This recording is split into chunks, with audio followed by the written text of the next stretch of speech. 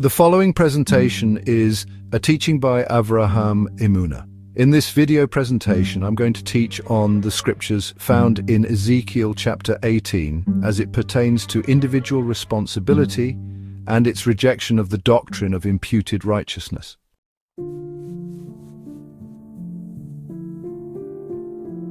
Ezekiel. Chapter 18 is a cornerstone of Jewish theology regarding individual responsibility for sin and righteousness.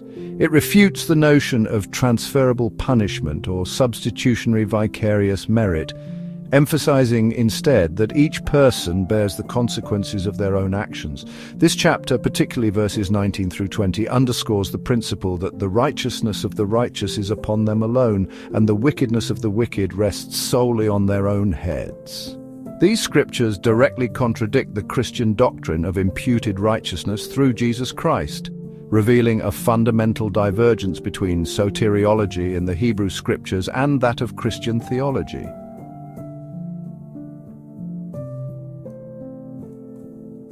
I'm going to first explain the context of this chapter.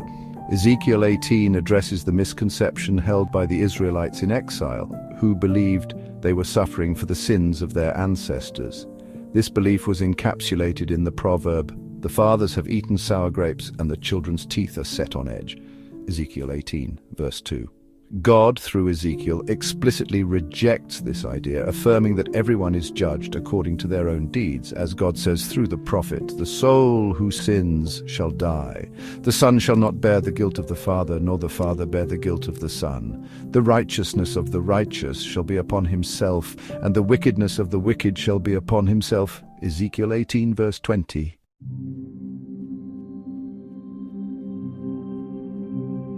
The chapter is clearly about individual accountability for sin. The chapter lays out various scenarios to illustrate that each individual's standing before God is determined by their own choices. Choice 1, the righteous man. A man who follows God's commandments, refrains from idolatry, and acts justly is declared righteous. He shall surely live, Ezekiel 18:9. Choice 2, the wicked son. If this righteous man has a son who engages in sinful behaviors, the son alone is held accountable for his actions. The father's righteousness cannot shield the son from judgment, Ezekiel 18:10 through 13. Choice 3, the repentant sinner. A wicked person who turns away from their sins and begins to live righteously will not be condemned for their past actions. None of the transgressions which he has committed shall be remembered against him, Ezekiel 18:22. Choice 4, the righteous who turns to wickedness. Conversely, if a righteous person abandons their righteous ways and commits iniquity, their previous righteousness will not save them. All the righteousness which he has done shall not be remembered, Ezekiel 18:24.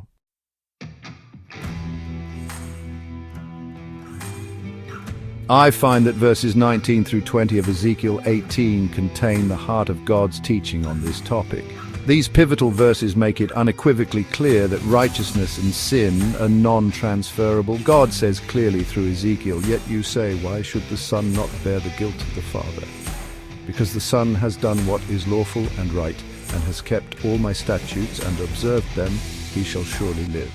The soul who sins shall die. The son shall not bear the guilt of the father, nor the father bear the guilt of the son. The righteousness of the righteous shall be upon himself, and the wickedness of the wicked shall be upon himself." Ezekiel 18:19 through 20. This passage encapsulates the Torah's teaching on justice.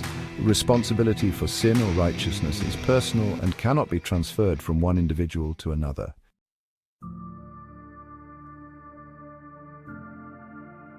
The prophet Ezekiel is consistent with Jewish soteriology and the Torah's foundations.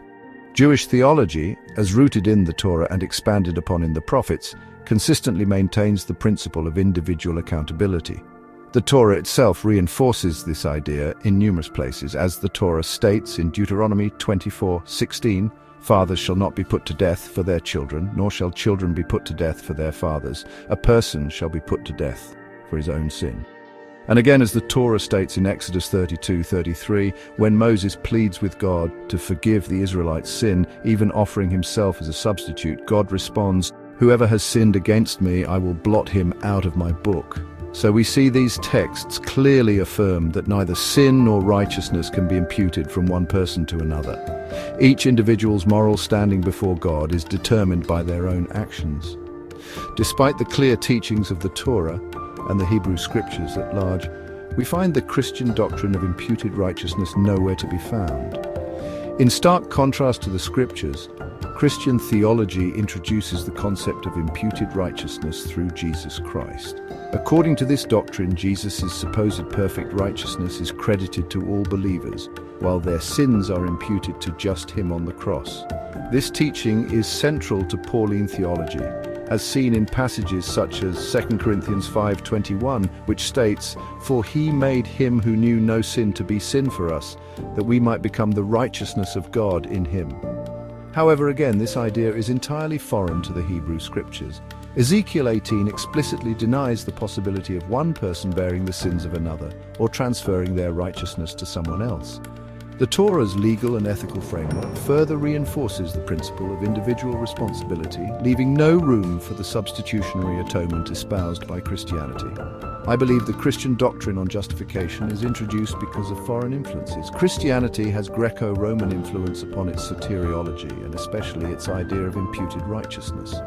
The Christian concept of imputed righteousness aligns more closely with Greco-Roman philosophical ideas than with Jewish theology. Plato's philosophy, for instance, often emphasized abstract social ideals and metaphysical exchanges, or the idea of dying for a social cause, and other such concepts that may have influenced early Christian thinkers operating within a Hellenistic context. The notion of a divine intermediary bearing the sins of others reflects a departure from the concrete, justice-oriented teachings of the Torah and the prophets. In my conclusion, I see that Ezekiel 18 presents a clear and uncompromising message. Each person is responsible for their own actions. Righteousness and sin are not transferable, and judgment is rendered based on individual choices. This teaching is foundational to Jewish theology and stands in direct opposition to the Christian doctrine of imputed righteousness through Jesus Christ. Far from being rooted in the Hebrew Scriptures, this doctrine represents a foreign concept, likely influenced by Greco-Roman thought.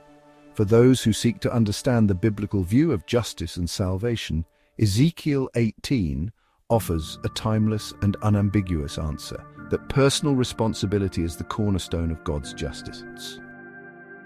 Thank you for watching. This has been a presentation of Avraham Eminer.